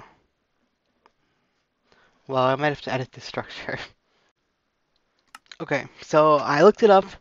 The max height is 48, and the max height and width, or width and both width, whatever. It's 48 by 48 by 48. There are ways to save bigger structures. One of them is you can download a mod that lets you do it, but you can also use jigsaw blocks, but I really don't want to, so I just made it shorter. But I promise jigsaw blocks aren't that much work. I just don't want to make my tutorial about it. But I will link a video about how to use them. So I made this smaller, and then to save it, you just press the save button, and it saves it as a file. Okay, and now to find the file, it'll be in your .minecraft saves in the world, and then in generated, it will be the thing that you saved. So I have a lot of random files here. This is the one that I just made. So you need to move it into your data pack, into the structure folder. And you can just put it in the folder directly, or you can make folders inside of here and name them whatever you want. And then you can just refer to them. But I'm just going to put it here because I only have one structure for this namespace. And now, if we go to the website, ignore that, and go to structure, right here. So, there are many types of structures, except most of them are just for vanilla. You can use a few of them, but a lot of them are like hard-coded to just place the structures. So I would just recommend to use Jigsaw, even if you don't have any Jigsaw blocks. This is still what you should use. Biomes is a list of biomes that your structure will generate in. So I want it to generate in my amethyst biome. Generation step is in the biome, the step that it generates in. So I'm going to set it to surface structures. Spawn overrides is you can override the mobs that spawn in the structure. Like in vanilla, nether fortresses have this to spawn wither skeletons, and ancient cities have it set to nothing for all of them, so nothing spawns. But I'm just going to ignore it. Well, I'll show you an example of what it looks like, but it's the same as the biome spawn. And then you can set bounding blocks to piece or full. I'm not exactly sure what the difference is, but you can check the wiki. Terrain adaptation. No, unset and none I think are the same thing. All the vanilla ones seem to have it set to none except for a few. Beard thin is used by pillager outposts and villages, but I couldn't find out what they do. Beard box is used by ancient cities. Bury is to bury underground. It's used by the vanilla stronghold. I think that might be it though. And encapsulate, the wiki doesn't say anything about, so I'm not sure. But I'm just going to leave it as unset. Start pool is a reference to a template pool, which I haven't made yet, but I will name it here because I'll just make it later. I'm going to name it the same thing as my structure. But you don't have to name it right now. You could always save this and then come back after you make your structure, your start pool. Size is the depth of the jigsaw blocks, but I don't have any jigsaw blocks, so I can just set it to 0 or 1. It'll just ignore it.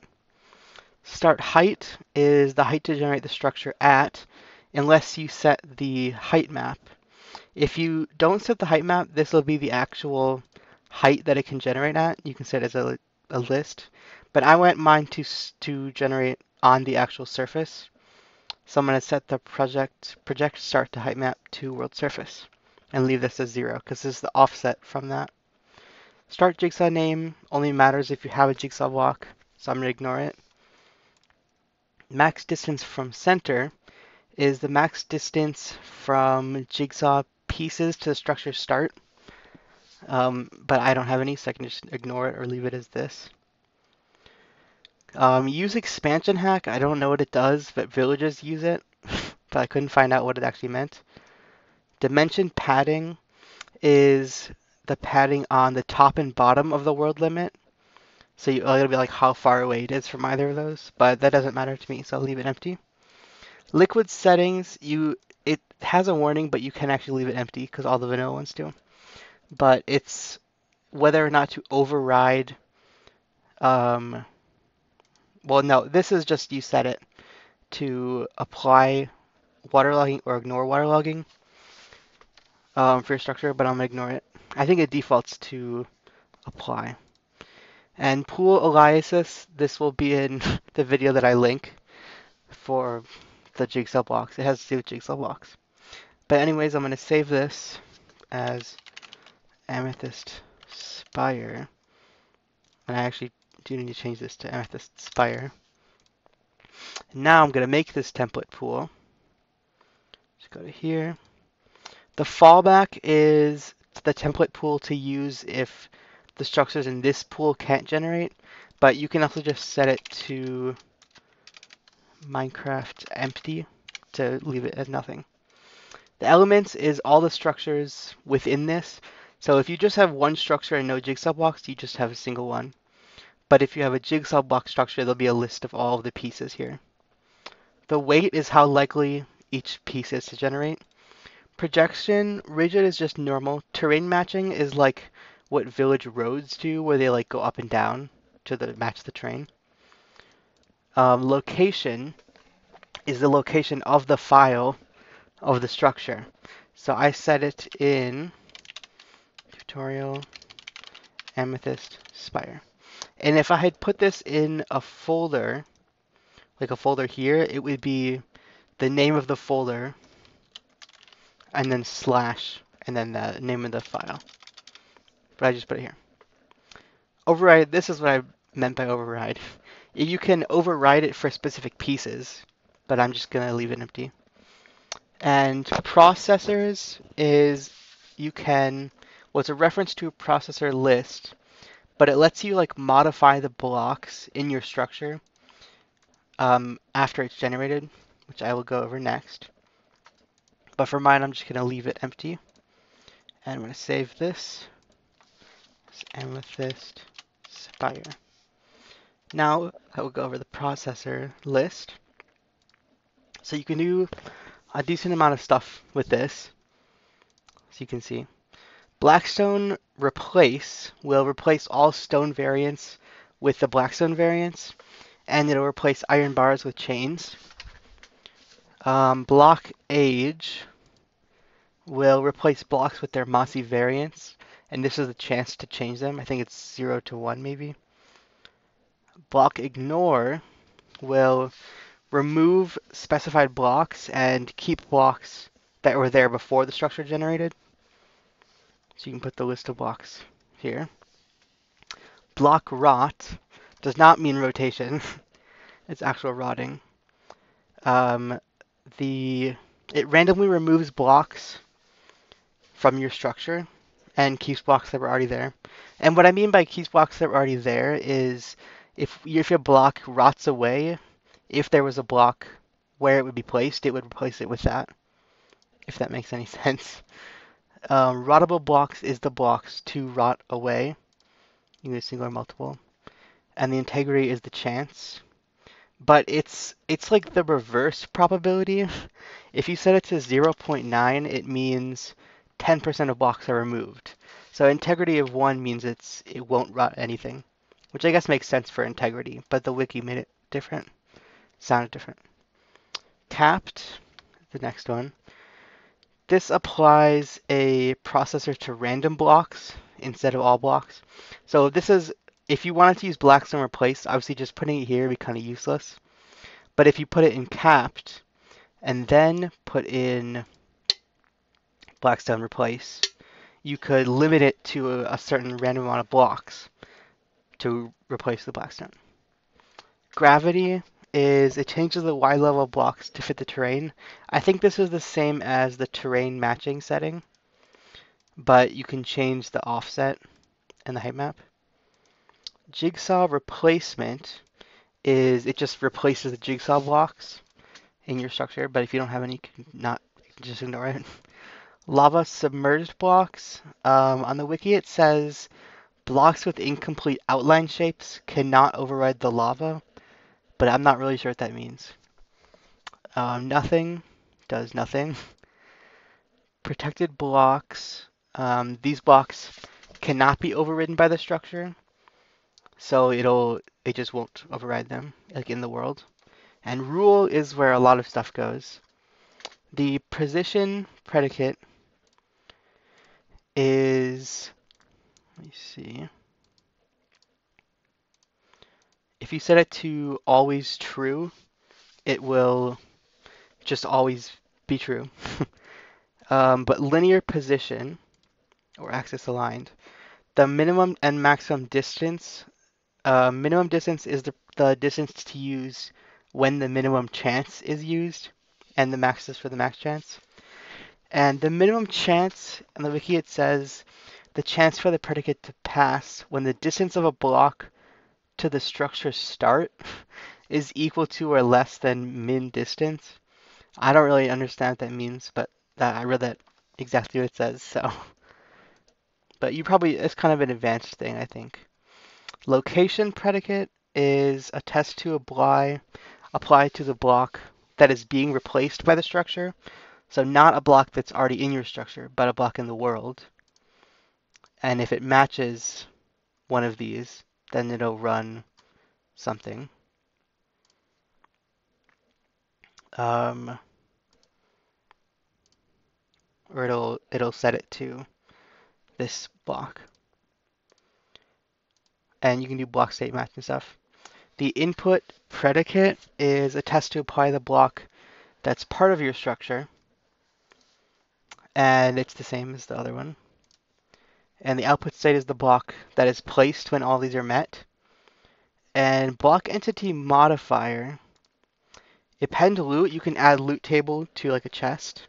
So you could test for a chest here and then add a loot. You can append static. This apparently add any data to the block entity, but it doesn't have any field unmesoed. But you should be able to put any data inside of this.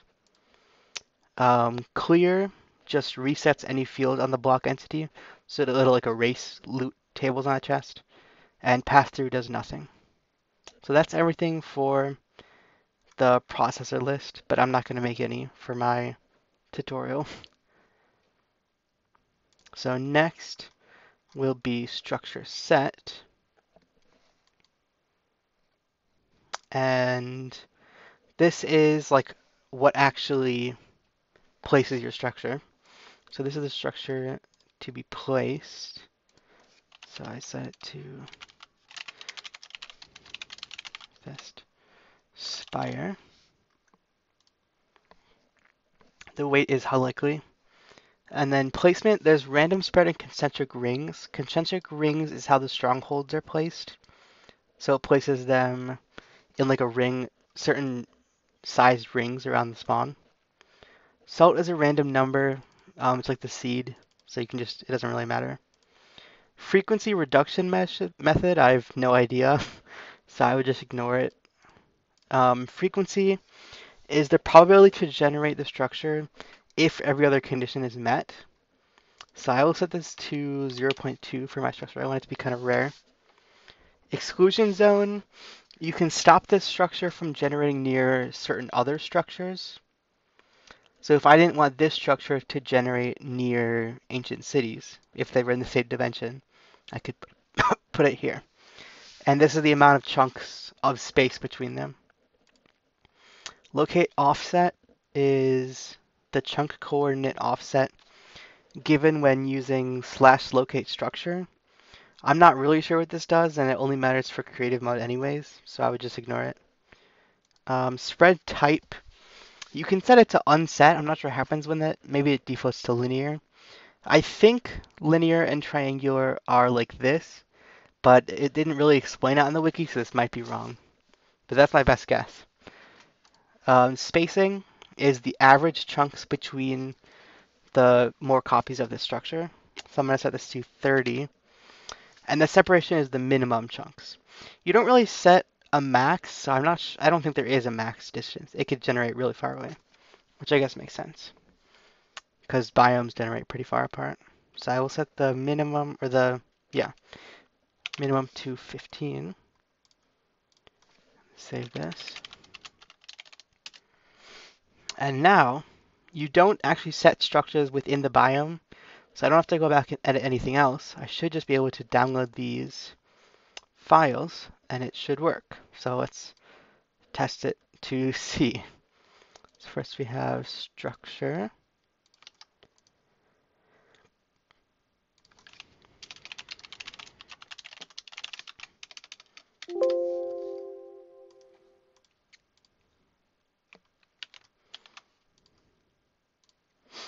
Structure set.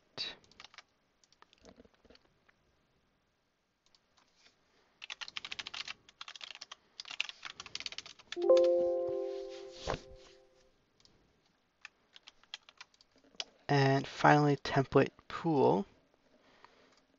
There's a warning here, but it should work.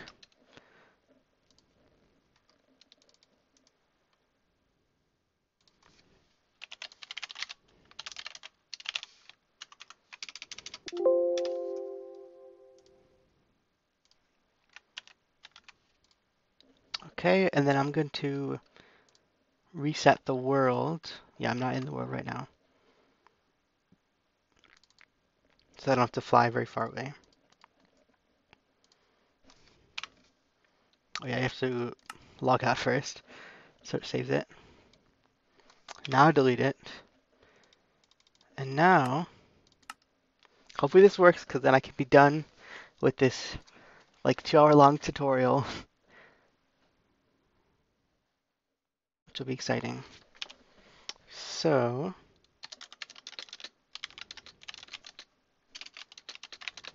let's see if it worked.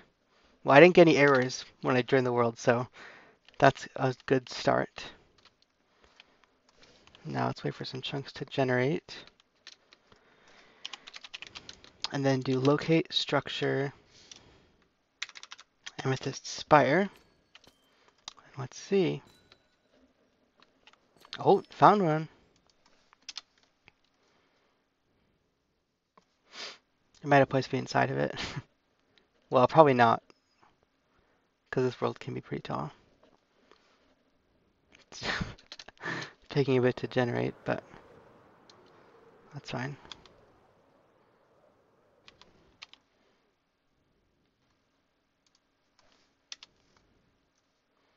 Oh, okay. I'm somewhere.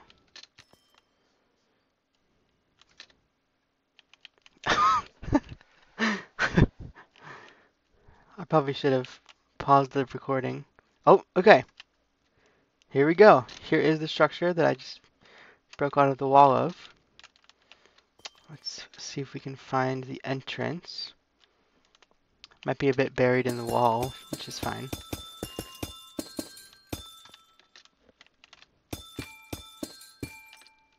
Here is not the entrance. Where's the entrance?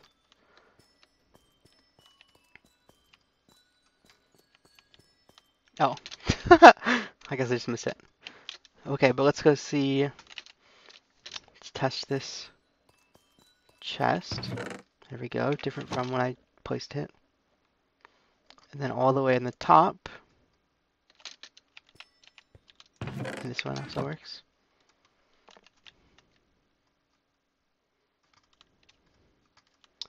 And then all the way, oh, that's a problem, but whatever.